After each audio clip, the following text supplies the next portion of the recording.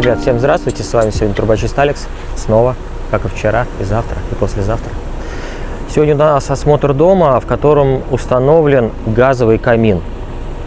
Хорошее оборудование для уюта, для создания какого-то тепла в доме. Но произошло так, что компания, которая его поставила в частном доме, она не знала правила установки и правила монтажа дымовой трубы. А поскольку газовые службы сейчас делают так, что начинают больше и больше следить за подобным оборудованием, то у заказчика возник вопрос, чтобы сдать на обслуживание это оборудование и подключить его к газу.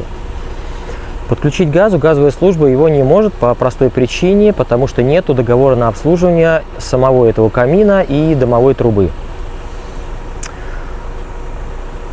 А эти документы, например, по дымовой трубе я не могу выдать, потому что труба сделана неправильно. И, следственно, газовый камин тоже не могут взять организации на обслуживание, потому что не осмотрено и не выдан акт на дымовую трубу. То есть одно с другим очень сильно завязано, поэтому газовщики не могут подключить газ. И газовщики не могут взять это оборудование на баланс, потому что у газовщиков это оборудование, оно никак не квалифицируется. То есть даже с учетом того, что такое оборудование поставляется уже не первый, не второй десяток лет в Россию, но получается так, что газовщики не знают, что такое газовый камин, и они его не относят там, к каким-то газовым котлам, каким-то газовым плитам. То есть это газовый камин, это горелка какая-то, это вот такой вот прибор, который они не могут никак понять, что это такое. То есть печи они еще каким-то образом квалифицируют как котлы, а именно газовые камины они не квалифицируют, потому что у них нет в номенклатуре такого названия. Вот, поэтому для того, чтобы газовая служба взяла на баланс газовый камин, то есть она его чтобы подключила, должен быть выдан акт на дымовую трубу и и взята дымовая труба на обслуживание, и также сам камин, сам прибор, нижняя его часть, топливный с горелкой, вот этот прибор должен быть взять на обслуживание некой организации, которая будет и выдаст акт на его работоспособность и возьмет его на обслуживание. И уже с этими документами заказчик идет в газовую службу, и тогда газовая служба подключает газ к этому прибору. Вот. Такие вот вопросы все чаще стали возникать именно в Москве, потому что дом находится именно в черте города Москва, и по Подмосковью пока эти вопросы не везде, но все чаще тоже начинают возникать, в зависимости от района, где стоит это оборудование. Потому что газовые службы начали все чаще и чаще уделять пристальное внимание таким приборам, потому что идет волна взрывов газового оборудования, не только в частном секторе, естественно, и в многоквартирных домах. Вот, поэтому внимание газовой службы усиливается, ужесточается контроль, и поэтому владельцам такого оборудования, как здесь, как газовый камин, все чаще и чаще нужно обращаться к специалистам, чтобы мы взяли на обслуживание дымовую трубу, и чтобы был взят сам прибор на обслуживание, тоже на настройку, на ввод его в эксплуатацию. Это то, что касается первых каких-то действий. Ну и потом уже осмотр, потому что оборудование в любом случае требует осмотра, требует обслуживания, требует наблюдения. И для того, чтобы оно корректно и безопасно работало, для этого и существуют всевозможные службы. Камин уже зашит полностью в короб, в отделке абсолютно все, дом готов к заселению. Сейчас идем в дом. Сюда кирпич. По изоляции, потому что короб он утоплен сильно. На проекте этого я не видел. И в идеале мне нужен доступ полностью в короб. Возможно, мы обойдемся тем, что не будем убирать вот эту часть облицовки. Она связана. Ее клеили потом, монтировали. Ну, она снаружи наклеена. Здесь же короб... Короб был смонтирован из теплоизоляции вот этой. Да. Потом мы обложили клинкером, да. Все вот этим. А после клинкера уложили мраморщики. Уже наложили это. Если ее начать снимать, а если она сломается? Не, я наоборот говорю, чтобы ее не снимать. Я за то, чтобы ее не снимать. А смысл, что, неправильно сделано? Это что у нас, блогер очередной? Чё? Нет. До блогеров нам далеко. Ага. А смысл какой? Камин смонтирован, вон дымоход, все есть. Вот в чем прикол ломать это? Значит, Что там не так? Потому что тогда нужно будет предъявлять той фирме, которая это монтировала. Потому что здесь по работам сейчас это строеровский клинкер. Все. мы на эту тему и общаемся. Рассказываю, что здесь не так. Или, скажем, какая практика есть в принципе в загородном строительстве. Установка газовых каминов в частном доме до некоторого времени не вызывала никаких проблем, продавали их и монтировали много, ну и сейчас это делают, но не в границах города Москвы. И то, смотря в каком районе. Газовая служба не может взять на баланс это оборудование, она его не может подключить, потому что она не определяет, что это за прибор. Это так в Москве, потому что ужесточен контроль. И поэтому, например, в области, и то не во всех областях, газовые службы на это закрывают глаза, и они их идентифицируют, например, как либо газовый котел, либо как газовая печь, либо как горелка в каком-то приборе, и дают газ, подключайтесь, пожалуйста. Ну здесь сейчас что именно здесь? Я понимаю, что газовая, как работает газовая, я знаю, сталкиваюсь с ними ежедневно. В чем проблема в этой сейчас? Для чего ломать все это? Значит, для того, чтобы служба взяла это дело на баланс, первое, ну понятно, что сама топка должна быть у кого-то на балансе, на договоре, на обслуживании, и сама дымовая труба. Сама дымовая труба, она сделана не так, как это положено для приборов, которые используют в виде топлива газ, ну и, собственно, метан, да, трассовый. Потому что есть определенная нормативка, как должна быть сделана труба, где должна быть сделана ревизионные отверстия и люк, где сам элемент для ревизии и обслуживания. Ну, собственно, это основное.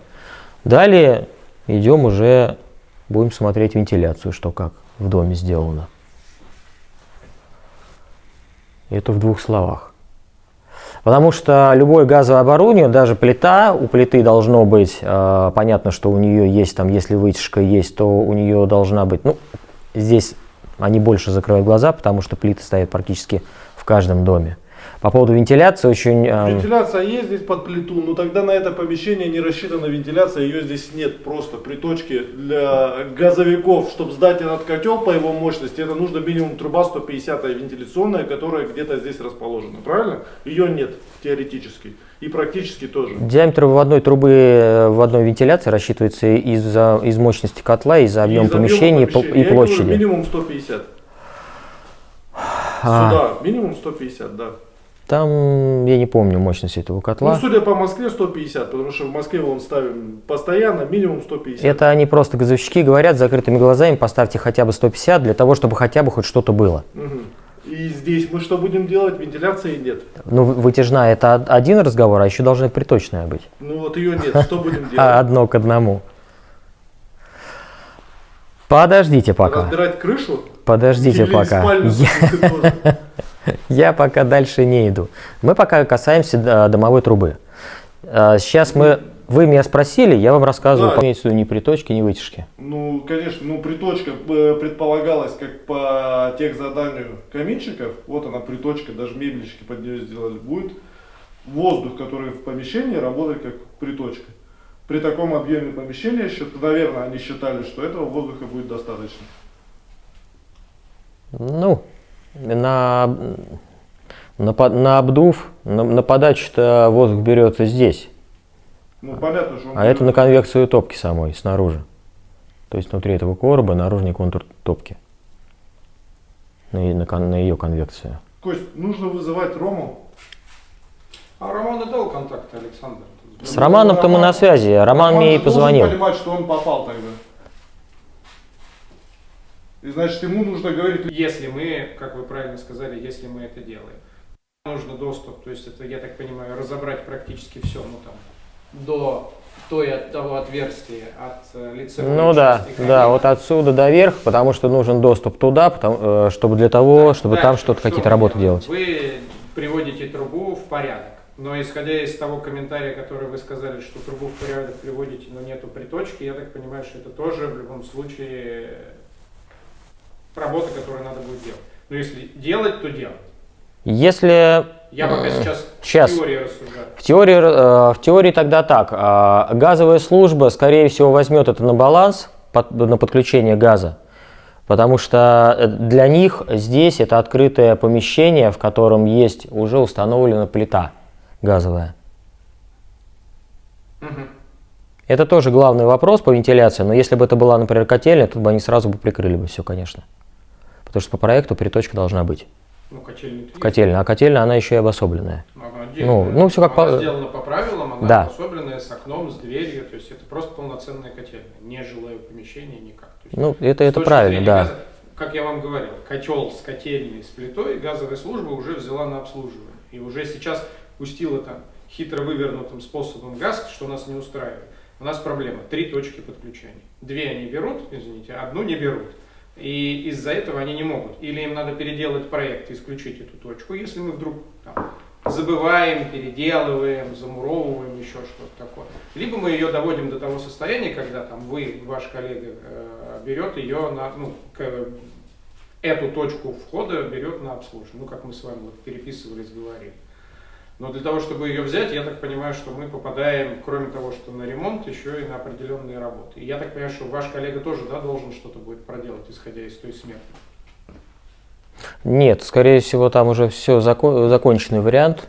То, что он с ними тоже давно работает, он четко понимает, что к чему и какая, если автоматика. Если какие-то сложные вопросы с автоматикой, ну, они будут отдельно решаться. Но ему он просто придет. И опять же, если рассуждаем теоретически, если мы закрываем глаза, Денис набирает много воздуха в грудь, и тут начинаем разрушать. Непонятно, как мы это будем восстанавливать и на что оно потом будет крепиться. Ну хорошо, если вдруг мы беремся, вы приводите там за n условных единиц систему вентиляции, отвода дыма, приводите это в порядок. Вашему коллеге что, придется просто приехать, посмотреть, что вы все хорошо сделали, он говорит, я за n условных единиц в год беру обслуживание этой точки входа и заключаю со мной договор. Так? Он смотрит, все ли правильно работает по оборудованию, по горелке, по автоматике. Вот мы эти дебаты на объекте произвели, дебатировали, разговаривали. Значит, в сухом остатке что у нас получается? У нас сделана труба неправильно, и поэтому поэтому этот камин не могут взять на обслуживание газовая служба, потому что труба не взята на обслуживание и не взят камин сам на обслуживание. Пускай камин может быть взят на обслуживание, но не взята труба на обслуживание, и ни один трубочист не сможет ее взять на обслуживание, потому что сама труба сделана неправильно, нету вытяжной вентиляции на объекте, нету приточной вентиляции на объекте. С учетом того, что каминный зал соединен со столовой, и столовая соединена с кухней, должно быть приточное отверстие на вентиляцию соответствующего диаметра, которое и сечение этого канала должно хватить и на плиту, и на газовый камин. Также должна быть еще вытяжная вентиляция в доме.